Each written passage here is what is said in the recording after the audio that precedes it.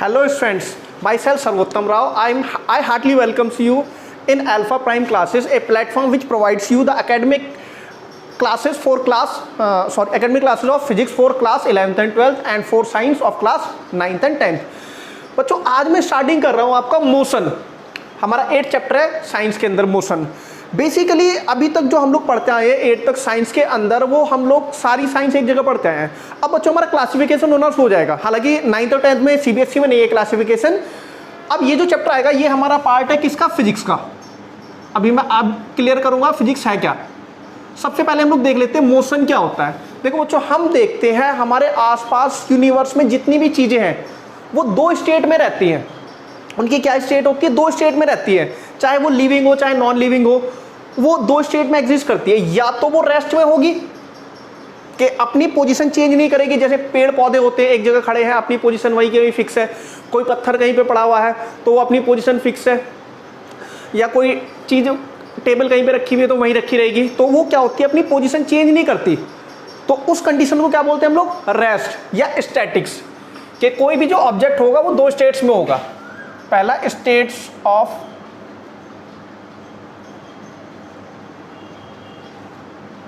Objects.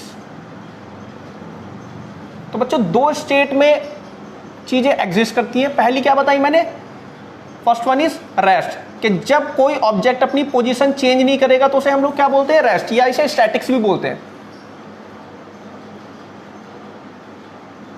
अब दूसरा, अगर ऑब्जेक्ट अपनी पोजीशन चेंज कर रहा है तो उसे हम लोग क्या बोलेंगे, मोशन, या इसे हम लोग क्या बोलेंगे, डायनामिक्स।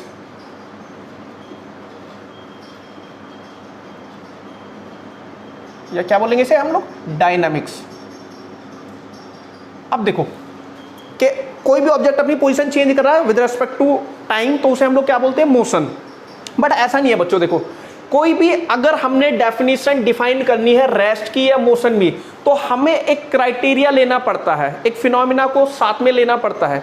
वो फिनोमिना क्या है उसे समझाने से पहले मैं तुम्हें एक लॉजिक सिंपल बताता हूँ। सपोज मुझे नानी के यहाँ जाना है, तो मेरी नानी के जाती है ट्रेन, हालांकि 2 स्टेशन बाद ही उनका घर आ जाता है। ये ट्रेन है, सपोज ये कंपार्टमेंट में ट्रैवल कर रहा हूँ, ये यहाँ पे मेरी बर्थ है, मैं बैठा हूँ, और सामने एक और बर्थ है, वहाँ पे एक दूसरा पर्सन बैठा हुआ है। ये अब बच्चों यहाँ पे फादर मुझे छोड़ने आए, वो प्लेटफॉर्म पे खड़े हुए। अब ट्रेन चलने लग जाती है।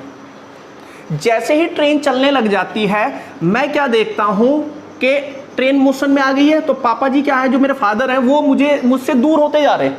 वो मुझसे क्या होते जा रहे हैं, मुझे ऐसे लग रहा है कि जैसे वो दूर जा रहे हैं, कि मीन्स उनकी पोजीशन मेरे रेस्पेक्ट में क्या हो रही है, चेंज हो रही है। तो मुझे क्या लग रहा है, वो मोशन में है। बट अगर तुम्हारे अकॉर्डिंग मैं पूछूं वो किस में है, तुम लोग बोलोगे सर वो तो रेस्ट में अपनी ये खड़े हुए, है ना। अब इस बंदे की मैं अगर लोकेशन पूछता हूं, पोजीशन पूछता हूं, ये किस में है, तो तुम लोग बोलोगे सर रेस्ट में। हाँ, तुम्हारे अकॉर्डिंग ये बंदा रेस्ट में है, बट जरा देखो कि ट्रेन रेस्ट में है, ट्रेन तो मोशन में है, तो ये बंदा भी किस में हो गया, मोशन में हुआ ना। और ये फादर जो मेरे अकॉर्डिंग मुझे लग रहा है पीछे जा रहे हैं, ये किस में है एक्चुअल में, ये रेस्ट में है, क्योंकि अपने तो प्लेटफॉर्म पे खड़े हुए, प्लेटफॉर्म स्टेशनरी है, रेस्ट में है। तो अब हम लोग बड़ा कंफ्यूजन सा हो रहा है कि एक्चुअल में सर ये तो रेस्ट में हो गए, मोशन में कैसे हो गया। देखो स्टूडेंट्स, कोई भी चीज को अगर हमने जज करना है कि whether it is in state of rest और इन स्टेट ऑफ मोशन, तो उस चीज को जज करने के लिए हमें चाहिए एक ऑब्जर्वेशन पॉइंट। क्या चाहिए, ऑब्जर्वेशन पॉइंट। उस ऑब्जर्वेशन पॉइंट के रेस्पेक्ट में अगर ऑब्जेक्ट की पोजीशन चेंज हो रही है तो वो ऑब्जेक्ट किस में होगा, वो होगा मोशन में। कि जैसे मेरे अकॉर्डिंग ये जो सामने पर्सन बैठा हुआ है ये किस में है, ये है, इसकी पोजीशन चेंज होना हो रही है मेरे रेस्पेक्ट में, तो ये किस में, रेस्ट में। किसके अकॉर्डिंग, मेरे अकॉर्डिंग। बट जो बाहर एक बंदा खड़ा हुआ है वो जो हमें नोटिस कर रहा है उसके अकॉर्डिंग हमारी जो पोजीशन है वो चेंज होते जा रही है, तो हम किस में हो गए, मोशन में। किसके अकॉर्डिंग, उस बंदे के अकॉर्डिंग जो हमें बाहर से नोटिफाई कर रहा है। तो कोई भी ऑब्जेक्ट रेस्ट में होगा या मोशन में होगा वो डिफाइन कौन करेगा, एक ऑब्जर्वेशन पॉइंट। अगर उस ऑब्जर्वेशन पॉइंट के रेस्पेक्ट में ऑब्जेक्ट अपनी पोजीशन चेंज कर रहा है with respect to time, time भी अगर चेंज कर रहा है, तो वो ऑब्जेक्ट किस में हो जाएगा, मोशन में। और ऑब्जर्वेशन पॉइंट के अकॉर्डिंग अगर वो ऑब्जेक्ट अपनी पोजीशन चेंज नहीं कर रहा तो वो किस में हो जाएगा, रेस्ट में। अब मैं तुमसे बोलूं या अपने आप को लूं, मैं किस स्टेज में हूं अभी, रेस्ट में। क्या एक्चुअल में मैं रेस्ट में हूं? मैं कहां पे हूं, अर्थ पे। क्या अर्थ रेस्ट में है? अर्थ तो मोशन में। तो मैं किस स्टेट में हो गया, मोशन में हो गया ना मैं भी। But according to our surroundings हम लोग देखते हैं कि हमारे आसपास सराउंडिंग्स के अकॉर्डिंग हम लोग किस में दिखते हैं, रेस्ट में। कोई भी ऑब्जेक्ट इस यूनिवर्स में परमानेंट रेस्ट पोजीशन में नहीं है, एब्सोल्यूट रेस्ट की पोजीशन में नहीं है। क्यों? क्योंकि हमारे पास एक ऐसा फ्रेम ऑफ रेफरेंस ही नहीं है जो हमें आइडेंटिफाई कर सके। अब अर्थ मोशन में है तो हम भी मोशन में हो गए। अब तुम लोग बोलोगे सर स्पेस में चले जाओ, अब स्पेस में जाओगे, मून पे जाओगे, मून भी तो मोशन में है। सन पे चले जाओ, हालांकि जा नहीं सकते, बट सन भी तो मोशन कर रहा है अराउंड द गैलेक्सी। तो हमारे पास कोई ऐसा फिक्स ऑब्जर्वेशन पॉइंट है नहीं जो बता सके किसी भी चीज की परफेक्टली एक्यूरेट लोकेशन या स्टेट। तो nothing in the universe is in state of absolute rest, सारी चीजें मोशन में है। लेकिन हम लोग यहाँ वो क्राइटेरिया नहीं ले रहे हैं, हम लोग सिंपल यहाँ देखेंगे what is the definition of rest and what is the definition of motion. तो सबसे पहले मैं रेस्ट की डेफिनेशन लिखता हूं यहाँ, रेस्ट। हाँ, if an object is not changing its position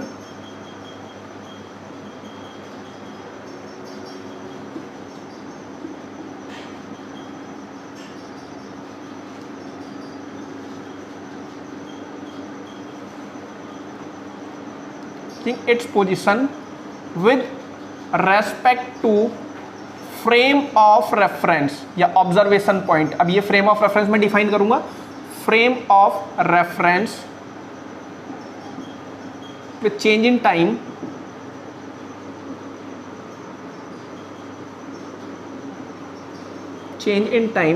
then it is in state of rest। दूसरा motion,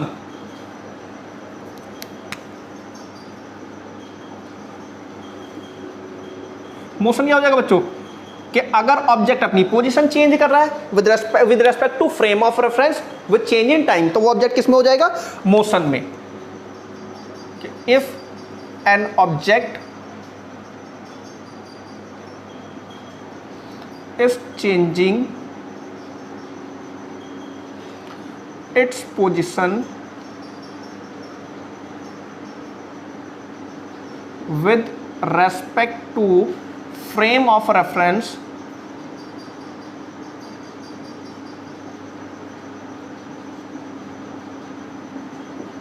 with respect to frame of reference with change in time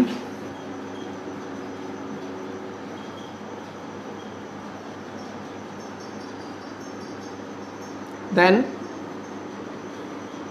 it is in state of motion। कि अगर वो अपनी position change कर रहा है with respect to respect to frame of reference then it is known as in state of motion. अब हम लोग स्टूडेंट देख लेते हैं ये फ्रेम ऑफ रेफरेंस क्या है। नेक्स्ट मैं आपका क्लियर करता हूं फ्रेम ऑफ रेफरेंस, या सिंपल इसे हम लोग ऑब्जर्वेशन पॉइंट भी ले लेते हैं।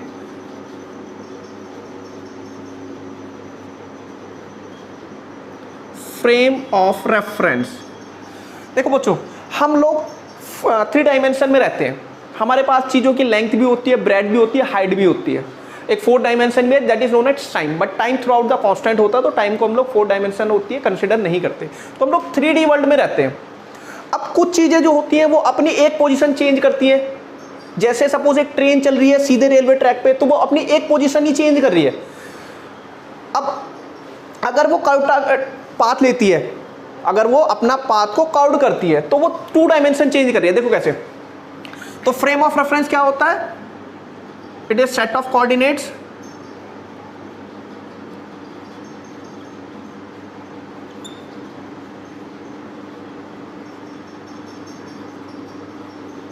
which defines the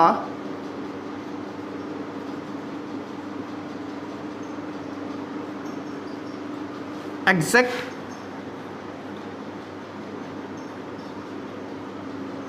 location of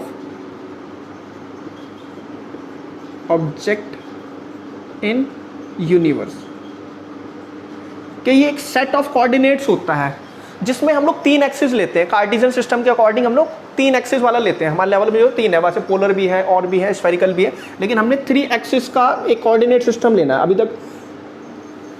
ये सपोज मेरा एक्स एक्सिस है, ये मेरा वाई एक्सिस ले लिया मैंने, एंड ये ले लिया मैंने क्या, जेड एक्सिस। अब देखो स्टूडेंट्स, कुछ जो चीजें होती हैं वो ओनली एक पोजीशन अपनी चेंज करती हैं। जैसे चींटी चल रही है, वो सीधे चलती है, एक लाइन में चलती है ना ऐसे, जैसे यहाँ गई फिर यहाँ पहुँच जाएगी, यहाँ पहुँच जाएगी, यहाँ पहुँच जाएगी। तो ये सपोज अगर ओरिजिन ले लिया मैंने, यहाँ से चलना शुरू करेगी, तो वो अपनी पोजीशन चेंज कर रही है विद रेस्पेक्ट टू टाइम। तो वो किस में होगी, मोशन में। तो फ्रेम ऑफ रेफरेंस बता रहा है कि ये चींटी यहाँ से चलना हुई थी जब टाइम 0 था, अब जैसे जैसे टाइम बढ़ रहा है ये अपनी पोजीशन चेंज कर रही है विद रेस्पेक्ट टू टाइम और with respect to frame of reference, then it is in state of motion.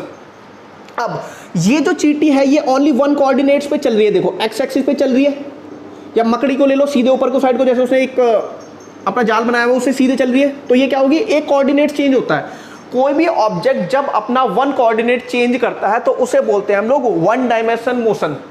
एक ट्रेन सीधे ट्रैक पे जा रही है, एक बस स्ट्रेट रोड पे जा रही है, एक चींटी चल रही है सीधे, ये कैसा मोशन हो जाता है, इसे बोलते हैं हम लोग 1 डायमेंशन मोशन। तो यहां मैं डिफाइन करूंगा टाइप्स ऑफ मोशन।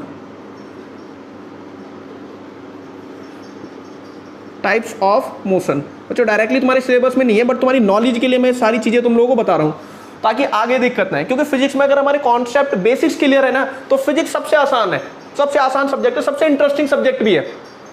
लेकिन अगर हमारे कॉन्सेप्ट क्लियर नहीं होते तो फिर हमें दिक्कत होने लग जाती है फिजिक्स में, फिर हम रटने पे जाते हैं, और फिजिक्स रटने वाला सब्जेक्ट है नहीं। तो सबसे पहले टाइप्स ऑफ मोशन, तो पहला क्या बताया मैंने, 1 dimension motion, 1D motion. 1D motion में क्या होता है कि अगर ऑब्जेक्ट अपना 1 कोऑर्डिनेट चेंज करता है, ओनली एक ही एक्सिस चेंज कर रहा है, एक्स एक्सिस पे चल रहा है या वाई एक्सिस पे चल रहा है या जेड एक्सिस पे चल रहा है, तो उसे क्या बोलते हैं हम लोग, 1 dimension motion. Changes only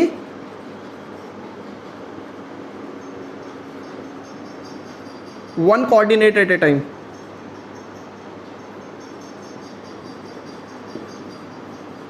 eight 1 time. तो ये कैसा मोशन कर रहा है, ये बेसिकली कर रहा है 1 डायमेंशन मोशन। एग्जांपल मैंने इसके बता दिए। सेकंड 2D मोशन, इसे बोलते हैं हम लोग 2 डायमेंशन मोशन।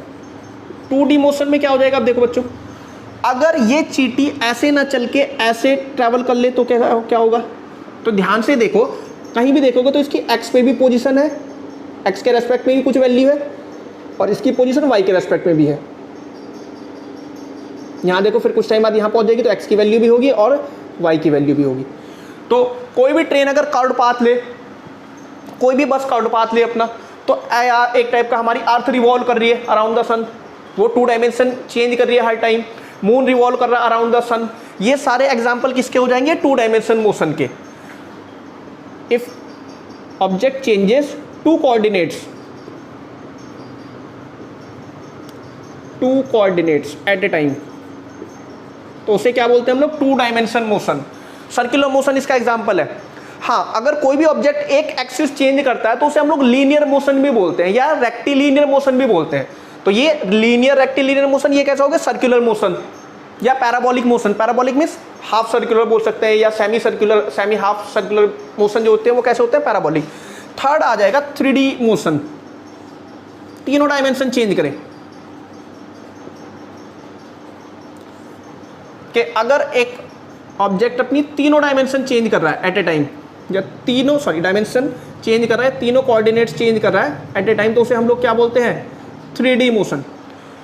अब जैसे ये बोर्ड है, ये बोर्ड के रेस्पेक्ट में ये जो लाइन है, जैसे ये एक्स एक्सिस को रिप्रेजेंट कर रही है, तो चींटी जैसे सीधे चल रही है, लीनियर मोशन। अगर उसने अपने सर्कुलर पाथ ले लिया, कैसा, 2D मोशन। कि चीजें जब निकल के प्लेन में आ जाते हैं, जो मैंने ये सारा लिखा हुआ है, ये किस में है, 1D में, 2D में, ये 2D में है स्टूडेंट्स, क्योंकि इसमें एक्स एक्सिस से भी डिस्टेंस है, वाई एक्सिस से भी है। अब यही चीजें अगर निकल के बाहर आ जाए, सपोज यही वर्ड्स बाहर आ जाए, या ये जो यहाँ रखा हुआ था ये स्पेस में आ गया उठ के, तो इसके 3 कोऑर्डिनेट्स हो गए, एक्स एक्सिस से भी, वाई एक्सिस से भी और जेड एक्सिस से भी, सॉरी एक्स से भी, वाई से भी, और तीसरा क्या, जेड से भी।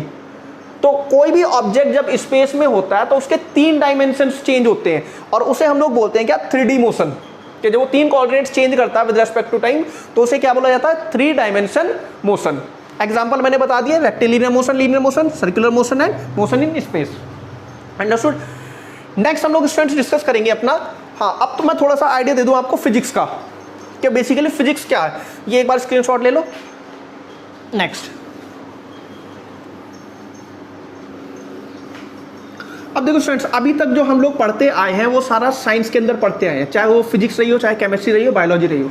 अब थोड़ा सा यहाँ क्लासीफाई करना हमें शुरू करना पड़ेगा फिजिक्स के अंदर। तो ये चैप्टर है फिजिक्स है। अब फिजिक्स है क्या, पहले देख लेते हैं व्हाट मीन बाय फिजिक्स।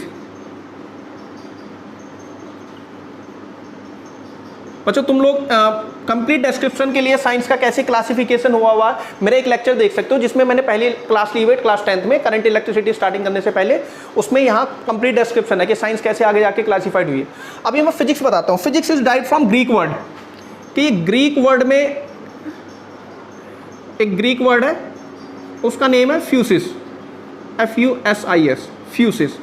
फ्यूसिस का मीन्स होता है नेचर एंड नेचुरल फिनोमिना।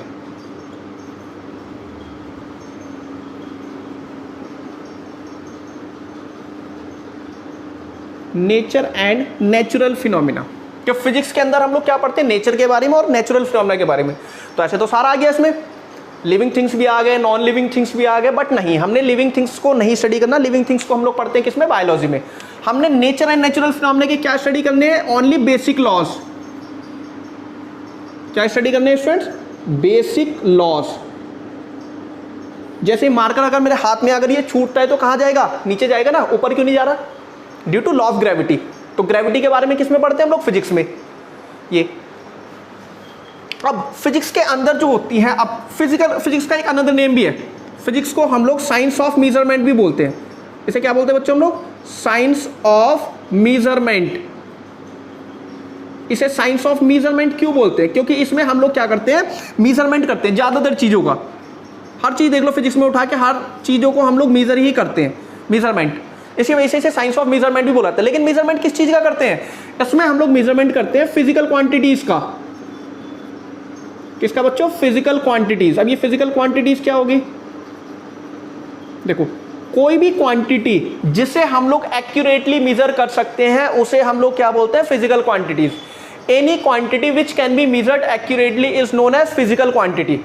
जैसे मुझे मार्केट जाना है, मुझे 5 किलोग्राम चीनी लानी है, तो दुकानदार क्या करेगा, 5 किलोग्राम वेट रखेगा, उस पर एक साइड चीनी डालेगा, दोनों को कंपेयर करके दे देगा, नाप के दे देगा। बट क्या मैं किसी से कितनी नफरत कर सकता हूँ, वो नाप सकता हूँ, नहीं नाप सकता ना। तो it is not a physical quantity. But जो क्वांटिटी जैसे वेट है मैं नाप सकता हूँ, तो उसे हम वो क्या हो, मेरी फिजिकल क्वांटिटी। 3 फिजिकल क्वांटिटी हम लोग कॉमनली यूज करते हैं, that is length, mass, time, हालांकि और भी है 7 है। तो हाँ सॉरी, बहुत सारी फिजिकल क्वांटिटीज हैं, लेकिन सॉरी फिजिकल क्वांटिटीज। अब फिजिकल क्वांटिटीज की 2 वैल्यूज हम लोग लेते हैं। कोई भी फिजिकल क्वांटिटी हो तो उसे कैसे रिप्रेजेंट करते हैं हम लोग, ये देखो फिजिकल क्वांटिटी। देखो फिजिकल क्वांटिटी में 2 पार्ट होते हैं। पहला जो पार्ट होता है वो होता है उसका न्यूमरल वैल्यू, और दूसरा उसके साथ मल्टीप्लाइड होती है, अटैच होती है उसकी यूनिट। देखा ना हर चीज में, जैसे हमने वेट ही नापना है तो वेट को हम लोग क्या लिखेंगे, सॉरी मास ही नापना है तो मास को हम लोग क्या लिखेंगे, 2 किलोग्राम। लेंथ नापनी है तो 3 मीटर, तो 3 उसकी न्यूमरल वैल्यू हो गई, यूनिट उसकी मीटर हो गई। टाइम को नापना है 5 सेकेंड, 2 आवर, न्यूमरल वैल्यू हो गई, और वो क्या होगी उसकी, लेकिन जैसे मास को ही हमने नापना है 5 kg, तो kg क्या होगी इसकी यूनिट। ग्राम भी हो सकती है वो, लेकिन हम लोग ये स्टैंडर्ड अभी आगे डिस्कस करूंगा कि what are standard units. Length को हम लोग कैसे नापते हैं, लेंथ कितना, 3 मीटर, तो मीटर क्या होगी इसकी यूनिट। टाइम को ले लो, time is also physical quantity, जैसे 5 सेकेंड्स, 5 की न्यूमरल वैल्यू क्या होगी इसकी यूनिट। तो कोई भी फिजिकल क्वांटिटी है उसकी एक अपनी यूनिट होती है, उसकी क्या होती है, अपनी यूनिट्स होती है। अब ये जो यूनिट्स है इसका अलग सिस्टम है, वो मैं बाद में डिस्क्राइब करूंगा। अभी मैं बता देता हूँ फिजिकल क्वांटिटीज को हमने 3 पार्ट्स में कैटेगराइज कर रखा है, कि physical quantities can be categorised into 3 types.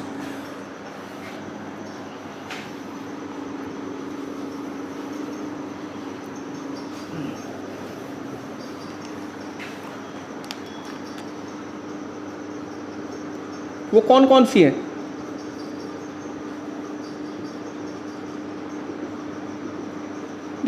Students, physical quantities 3 type की है हमारी। पहली है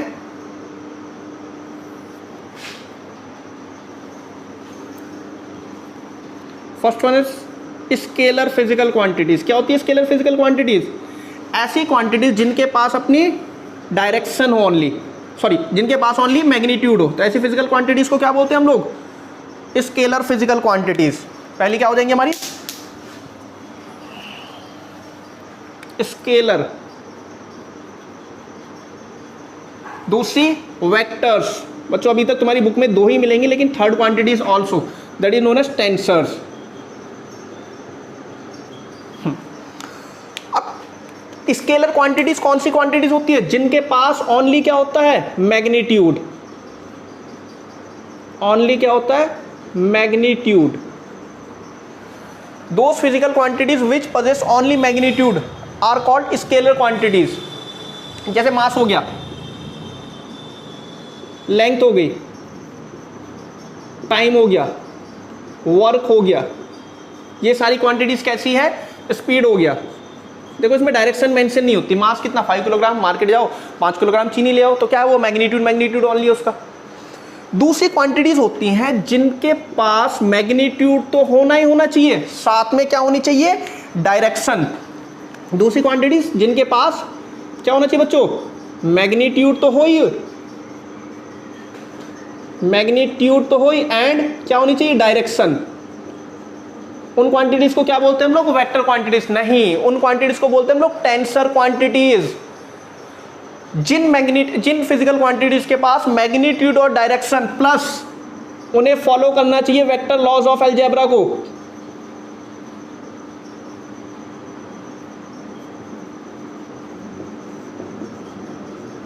उन क्वांटिटीज को हम लोग क्या बोलते हैं? Vector quantities. जैसे फोर्स, क्या हो गया? फोर्स।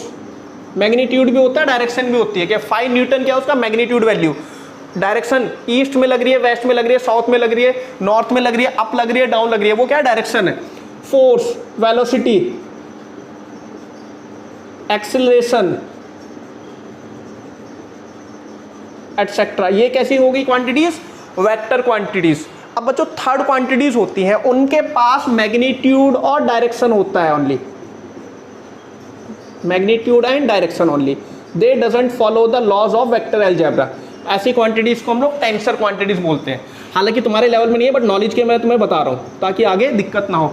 हाँ, ये हो जाएंगे स्ट्रेस, इलेक्ट्रिक करंट। हालांकि इलेक्ट्रिक करंट पे कंफ्यूजन है, ये थोड़ा सा स्केलर क्वांटिटी में भी होती है, बट ये टेंसर क्वांटिटीज होती है विद रैंक 0। इलेक्ट्रिक करंट हो गया, कंडक्टिविटी हो गया, इलास्टिसिटी हो गया, ये सारी क्वांटिटी कैसी है? ये सारी क्वांटिटीज है टेंसर। बट तुम्हारे लेवल में स्टूडेंट्स हमने ओनली 2 क्वांटिटीज तुमने पढ़नी है, that is scalar quantities and vector quantity. बच्चों कंप्लीट नॉलेज हम लोगों को होनी चाहिए, अधूरा ज्ञान हमेशा खतरनाक होता है। तो वेक्टर क्वांटिटीज कौन सी क्वांटिटीज होंगी? बुक में ये लिखा मिलेगा only those physical quantities which possess only magnitude and direction are called vector quantities. नहीं बच्चों, कंप्लीट जो डेफिनेशन होती है वो होती है कि those physical quantities which possess both magnitude and direction and follows the vector laws of algebra. कुछ वेक्टर लॉज, अलजेब्रा के कुछ लॉज हैं जो ये क्वांटिटीज फुलफिल करती हैं, इसी वजह से इन्हें हम लोग क्या बोलते हैं? Vector quantities. टेंसर क्वांटिटी तुम्हारे सिलेबस में नहीं है, बट तुम्हें पता होना चाहिए कि बस उनके पास मैग्नीट्यूड और डायरेक्शन होता है, वो टेंसर क्वांटिटीज होती हैं। अब यहां तक हमने डिस्कस कर लिया। आगे स्टूडेंट्स हम लोग डिस्कस करेंगे uniform and non uniform motion. आगे